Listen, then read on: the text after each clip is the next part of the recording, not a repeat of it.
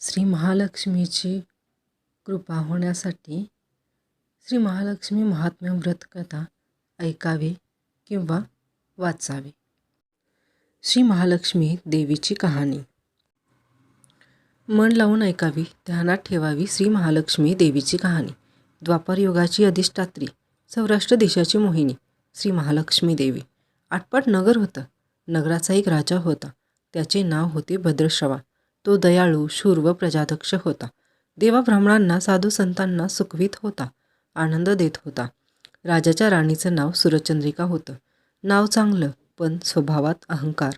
मागील जन्मी ती एका वैश्याची पत्नी होती. तिचं नवऱ्याशी भांडण होई.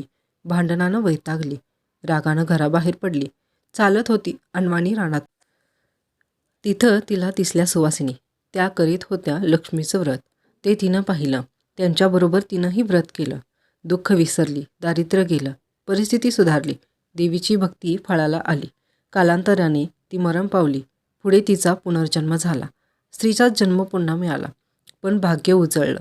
भद्रश्रवा राजाशी तिचा विवाह झाला. ऐश्वर्यात लोळू लागली. गर्वानं ती फुगली. गरिबांना विसरली. दासदासींवर रागावली. एकदा काय झालं, देवीच्याही मनात आलं, राणीला आपण भेटावं, मागच्या जन्मीची आठवण द्यावी, ओळखते की नाही हे बघावं. राणी राजवाड्यात सुखाने राहत होती. राजाही कौतुक करी. तिचे लाड पुरवी. त्या दोघांना पुढे 7 पुत्र आणि एक कन्या झाली. कन्येचं नाव होतं शांबाला. एके दिवशी काय झालं, देवीने म्हातारीचं रूप घेतलं. फाटकं वस्त्र नेसली, माथी मळवट फासला, हाती काठी घेतली. काठी टेकीत टेकीत राणीला भेटायला आली. तिनं आरोळी दिली. अरे, आहे का घरात कोणी? कोणी घास देईल का? दासी बाहेर आली. म्हातारी दारात दिसली. तिनं विचारलं, कोण ग तू? आलीस कुठून? काय काम काढलं आहे? तुझं नाव काय? गाव काय? तुला हवंय काय? मधून मधून हळूहळू खोकत होती. म्हातारी सांगू लागली, माझं नाव कमला. द्वारकेहून आली मी. राणीला भेटायचं आहे. कुठे आहे ग राणी?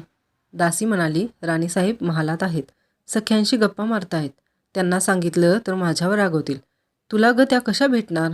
काय तुझा हा अवतार? तुला पाहून माझ्यावर ओरडतील, उनं दुनं बोलतील. त्यांच्या सख्याही तुला हसतील. तू जरा आडोशाला बैस. मैत्रिणी गेल्या म्हणजे मी सांगते त्यांना. म्हातारी रागावली, मनोमन संतापली. तुझी राणी पैशाला भाळली, माणुसकी विसरली, दरिद्री मेली, आज झाली राणी, पण देवीला विसरली. माझ्यामुळेच ना. मीच तिला व्रत सांगितलं देवीचं, तिनं ते केलं. आता राणीपदावर बसली. देवीची आठवणी राहिल्या नाही. गर्व झालाय संपत्तीचा. पैशाची धुंदी आली. गोरगरिबांची पर्वा नाही. थोरा मोठ्यांच्या मुली त्या झाल्या मैत्रिणी. म्हातारी गरीब आणि भिकारीन. तिला कोण विचारतंय? पण याचं फळ तिला भोगावंच लागेल. तेव्हाच तिचे डोळे उघडतील. जाते मी. दासी घाबरली. तिनं म्हातारीला पाणी दिलं. हात जोडून म्हणाली, ते व्रत मला सांगाल? मी ते नेमानं करीन. उतणार नाही, मातणार नाही, घेतला वसा टाकणार नाही, दिलेला शब्द मोडणार नाही. त्या दासीला व्रताचा वसा सांगितला. म्हातारी उठली, काठी टेकीत निघाली. तोच माडीवरून राणीची कन्या शांबाला धावत आली. ती कळवळून म्हणाली, आजी, रागावू नका. चुकली माझी आई. तिच्या वतीनं मी क्षमा मागते. कृपा करा. दिलेला शाप मागे घ्या. पाया पडते तुमच्या. म्हातारीला मुलीची दया आली. म्हातारीनं क्षणभर त्या मुलीकडे पाहिलं आणि तिला लक्ष्मीव्रताचा वजा सांगितला. मुलीचा निरोप घेतला. म्हातारी निघणार तोच राणी माडीवरून आली. दाराशी येते तर म्हातारी दिसली. राणी ओरडली, ए थेरडे, कशाला ग आलीस? जा इथून. उठ म्हणते ना. जातेस की नाही? दुसरी घरं नाही दिसली तुला? म्हातारीनं संतापाने गरागरा डोळे फिरवले. कपाळावर आटा पसरल्या. ती तडक घराबाहेर पडली.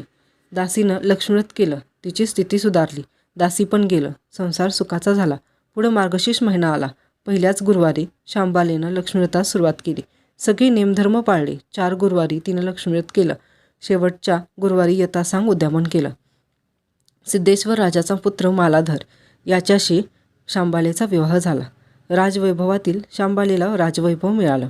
हा होता लक्ष्मीव्रताचा प्रभाव. सुखासमाधानानं संसार चालू होता. भद्रश्रवा व सुरचंद्रिका राणीचे मात्र भाग्य फिरले. शत्रूनं राज्यावर चाल केली. भद्रश्रवाचं राज्य लुबाडलं. सुरचंद्रिकेचं राणीपद गेलं. भद्रश्रवाला वाईट वाटलं. पूर्वेचे दिवस आठवले. रानावनात फिरून राजा राणी कष्टाने दिवस काढत होते. भद्रश्रवाला कन्येला भेटावंसं वाटलं. तो एकटाच निघाला. चालून चालून दमला. नदीकाठावर विश्रांतीसाठी थांबला. नदीकडे येताना राणीच्या दासीनं भद्रश्रवाला पाहिलं. घाईघाईनं ती राजवाड्यात गेली. राजाला सांगितलं. मालाधरानं माणसं पाठवली.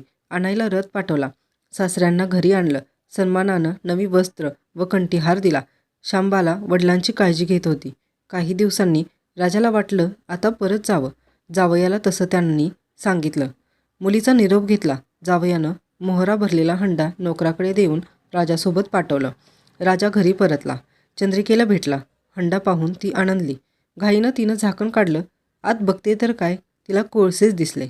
सूर्यचंद्रिकेनं कपाळावर हात मारला. नशिबाला दोष नवऱ्याला सांगितलं. ते ऐकून तोही चकित झाला. दुःख पाठलाग करीत होतं. दारिद्र्य सरत नव्हते. चिंतेचे सावट पसरत होते. काळजीचा वणवा भडकतच होता. सूर्यचंद्रिकेचा एक एक दिवस दुःखाचा जात होता. एके दिवशी तिला मुलीला भेटावं, डोळे भरून पाहावं वाटलं. नशिबाचे भोग भोगायचेच आहेत. सूर्यचंद्रिका घरून निघाली. मुलीच्या सासरी पोचली. तो दिवस गुरुवारचा होता.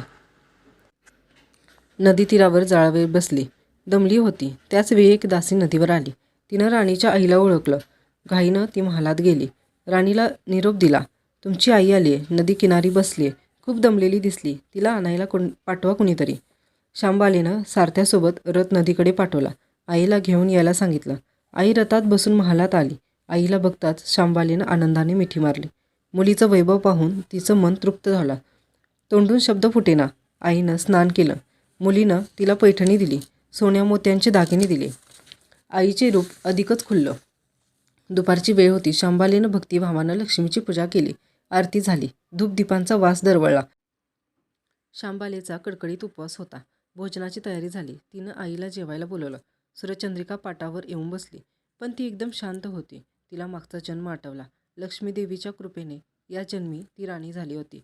ती म्हणाली, श्यामा, मी देखील तुझ्यासोबत उपवासच करेन. श्यामा म्हणाली, ठीक आहे.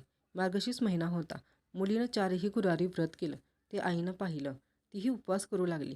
देवीला भक्तिभावानं प्रार्थना करत होती. महिना संपला. घरी जायचा विचार ठरला. पोहोचायला शांबाला सोबत गेली. 4 दिवसांनी शांबाला निघाली. मालाधर राजाने पाठवलेला पैशाचा हंडा घेतला. त्यात मीठ भरलं होतं. तो नोकराजवळ देऊन पुन्हा ती सासरी आली. गप्पा मारता मारता वेळ कसा जात होता त्याचेही भान तिला नव्हते. मालाधाराने विचारलं, माहेरहून काय आणलंस?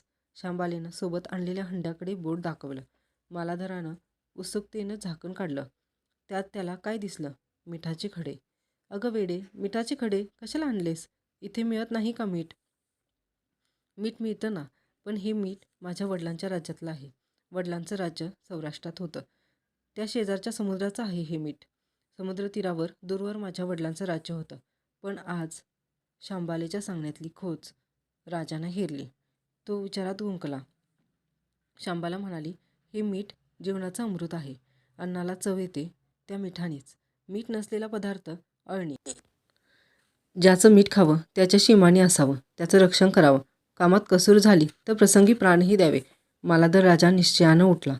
त्यानं आपल्या सेवक सासऱ्यांकडे पाठवले. त्यांना बोलावून घेतले. भद्रश्रवाला काय झालं कळलं नाही. ताबडतोब तो जावईकडे आला. दोघांची गुप्त बैठक झाली. विचार पक्का ठरला. भद्रश्रवानं अनुमती दिली. मालाधरानं मुख्य सेनापतीला तत्काळ भेटण्यास बोलावले. सेनापती आले. त्यांनी मालाधराला वंदन केलं. आज्ञा करावी महाराज. ते म्हणाले, भद्रश्रवाचं राज्य जिंकलेल्या शत्रूवर ताबडतोब स्वारी करा. प्रत्येक सैनिकाच्या हातावर हंड्यातला मिठाचा एक खडा ठेवा. शपथ घेऊन प्रत्येकाला झुंजायला सांगा. राजाची आज्ञा झाली तशी सेनापतीनं व्यवस्था केली. दुसरे दिवशी सोबत सेना घेऊन बेसावध शत्रूवर चाल केली. शत्रूच्या राज्यावर सारे सैनिक तुटून पडले. मालाधराचे सैन्य बेभान लढत होते. शत्रू सैनिक जमिनीवर कोसळत होते. सूर्य पश्चिमेकडे जात होता. अंधार हळूहळू पसरत होता. शेवटी मालाधराच्या सैन्यानं शत्रूचा फडशा पडला. अपूर्व विजय मिळवला. भद्रश्रवाचं राज्य पुन्हा मिळवलं. मालाधराला व शांबालेला ही आनंदाची बातमी सेनापतीने ताबडतोब कळवली. सैनिकांनी शत्रू राज्यावरील खजिना लुटला. अफाट संपत्ती मिळाली. ती पोत्यात भरून मालाधराकडे आणली. त्यात सोन्याच्या मोहरा, बरीच नाणी होती आणि शस्त्रांचा साठाही होता. मालाधरानं भद्रश्रवात सूर्यचंद्रिका राणीस घेऊन यायला सांगितलं. ती आल्यावर घरात आनंदाचं उधाण आलं होतं. तो होता गुरुवार. शांबालेनं लक्ष्मीताची पूजा केली. आरती झाली. धूपदीपांचा सुगंध दरवळला. तिनं व तिच्या आईनं उपवास केला.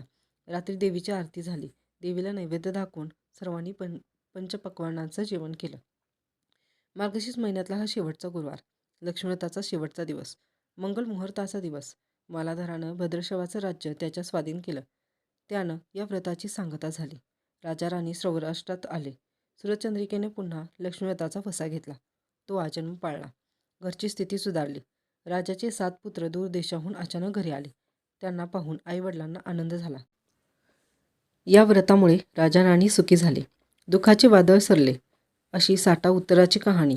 5 उत्तरी सुफळ संपूर्ण. सर्वांनी देवीला वंदन करावं. त्यांचं घर सदैव आनंदात राहावे अशी लक्ष्मी देवीला प्रार्थना करावी.